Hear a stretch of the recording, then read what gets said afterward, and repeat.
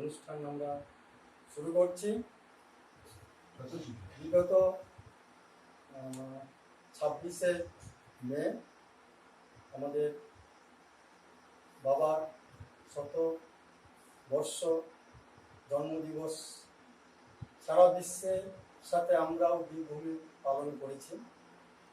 এই জন্ম শতবর্ষ উৎসব উপলক্ষে আমাদের শ্রী আনন্দমূর্তিজির জন্ম শতবার্ষিকী বক্তৃতামালা আমরা আয়োজন করেছি। সেই বক্তৃতামালা আজকে আমাদের তৃতীয় দিন। তো এর আগে 4 জন বিশিষ্ট বক্তা শ্রী আনন্দমূর্তিজির বিভিন্ন বহুমুখী অবদান সম্পর্কে আলোকপাত করেছেন। আজকে আমাদের মধ্যে রয়েছেন 3 জন বিশিষ্ট প্রবীণ আনন্দ মার্জি, শ্রদ্ধেয় আনন্দ মার্জি। তারা তাদের ব্যক্তিগত জীবনে শ্রী আনন্দমূর্তিজির সান্নিধ্য কীভাবে লাভ করেছিলেন সেই সৌভাগ্যের কথা তারা ব্যক্ত করবেন।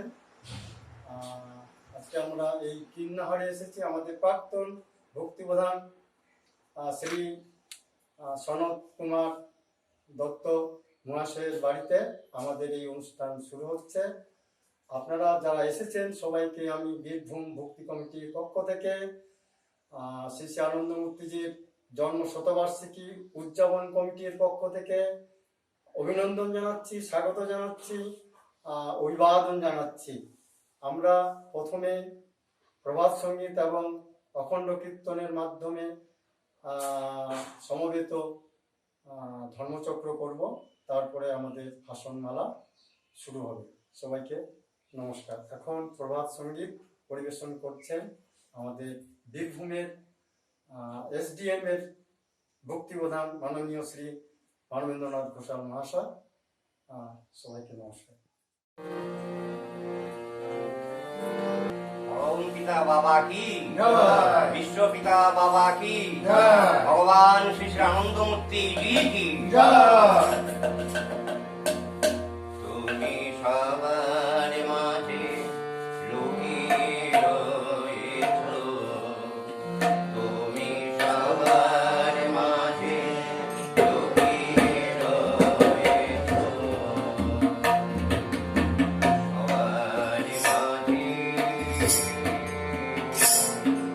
সবার মাঝে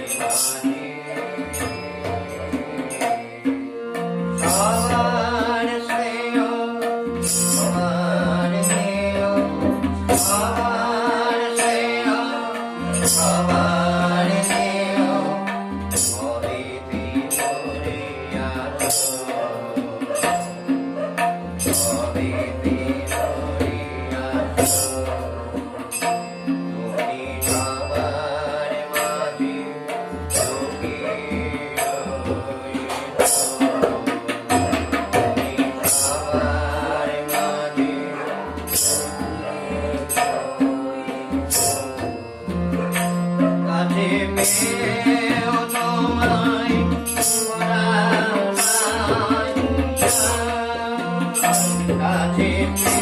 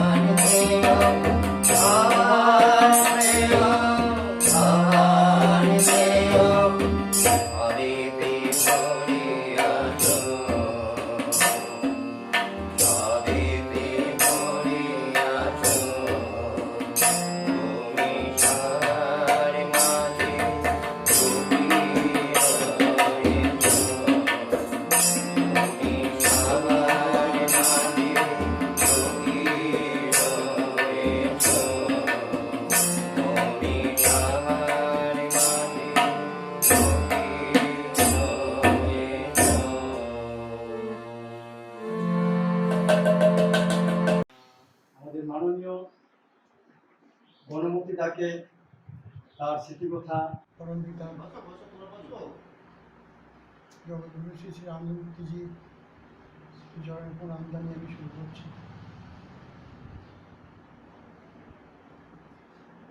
আমি শ্রী গৌরবতী ঘোষ, গ্রাম ব্রাহ্মণডিহি, থানা নানুর, জেলা বীরভূম। আমি আনন্দমার্গে দীক্ষিত 1368 সালের 28শে মাঘ বীরভূম জেলার রুইপুর গ্রামের পঞ্চানন মণ্ডলের বাড়িতে আচার্যদেবের কাছ থেকে আমি দীক্ষা গ্রহণ করেছিলাম। আমার আচার্য ছিলেন ইন্দাস নিবাসী গোপীমোহন চট্টরাজ মহাশয়। তিনি দীক্ষা দিলেন রাত্রিতে এবং দীক্ষা গ্রহণ করার পরে তিনি আমাকে বললেন, আনন্দমূর্তিজি ভগবান, এটা সত্য কথা বলে তুমি জানবে।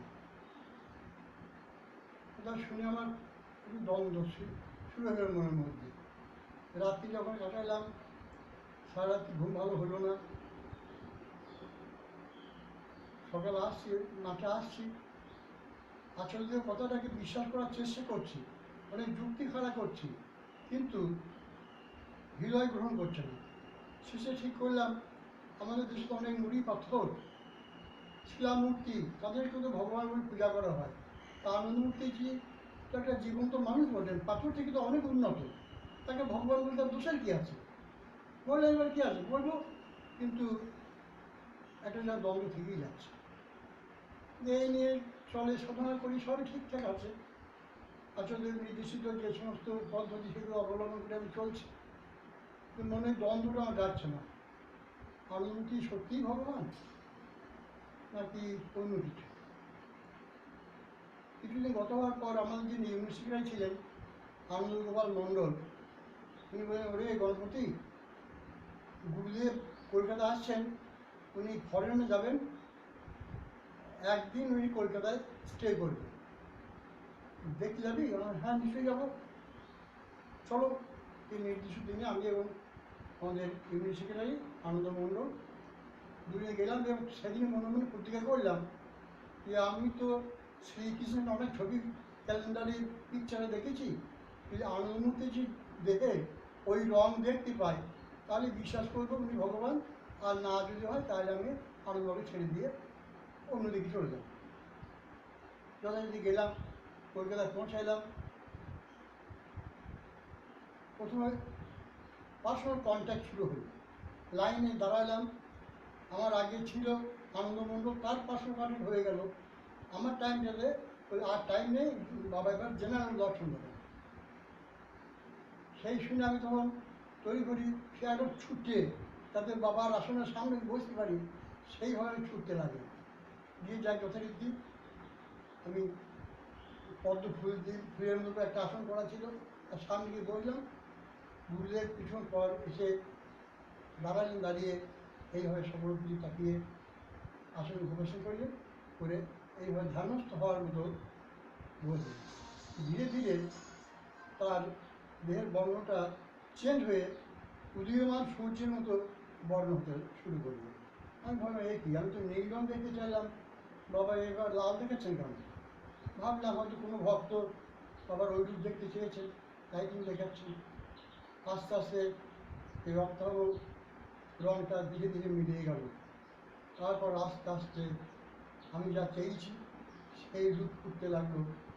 স্টোভে খুব জোরে পাম দিলে যেমন নীল একটা আলো হয়, সেই বিশাল জ্যোতির্ময় পুরুষ হয়ে সামনে দাঁড়ায় বসে রইলেন আমার আনন্দমূর্তিজি। আমি তখন পাগলের মতো চিৎকার করছি, বাবা আমি পেয়েছি, বাবা আমি পেয়েছি, পেয়েছি। চোখের জলে আমার ভেসে গেল।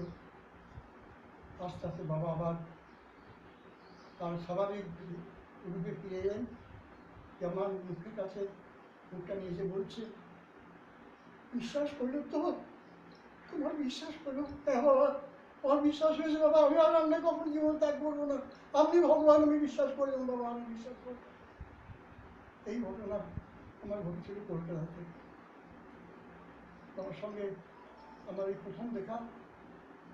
তারপরে একদিন আমি রাত্রি তখন 3টে 7 হবে ঘুমিয়ে আছি, হঠাৎ স্বপ্ন দেখছি বাবা এসেছেন আর আমার দাদা একজন তিনি মার্গি ছিলেন, জেঠু দাদা, সে আমাকে ডাক চড়ে গণপতি আয় আয় গুরুদেব এসছেন, আমাদের বৈঠকখানে বসে দিয়েছি তুই আয়।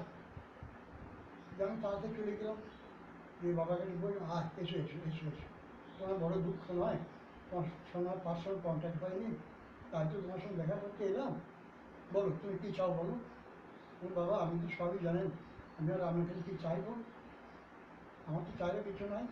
উনি আমার মাথা হাত দিয়ে বললেন বেশ যাও, আজকে তোমার খাওয়া পড়ার অভাবটা আমি বুঝিয়ে দিলাম। আমার তখন দুর্দান্ত অভাব, খেতে পাই না আমার অবস্থা।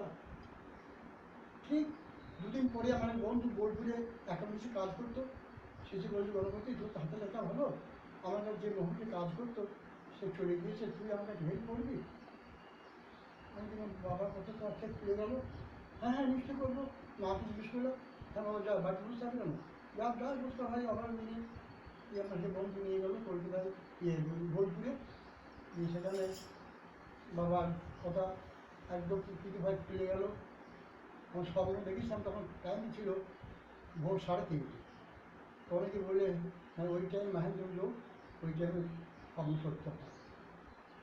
তাই বাবার সঙ্গে আমার স্বপ্নে এবং প্রকাশে ঘর্ষণ হয়েছিল, এটা আমার স্মৃতিতে আজও লেগে আছে। আর এবার মার্কে থাকাকালীন অনেক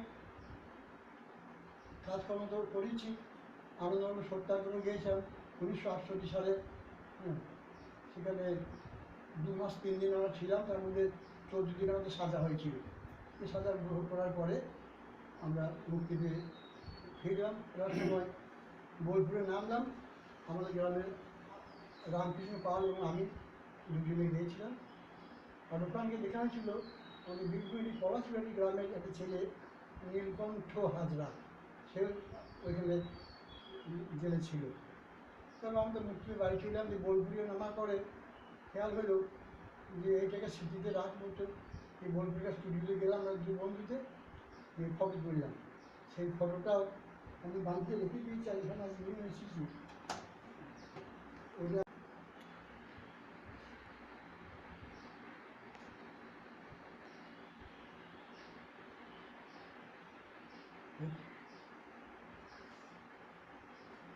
বেশ, আমার যেটুকু বলার ছিল সংক্ষিপ্ত আকারে এখানে শেষ করলাম।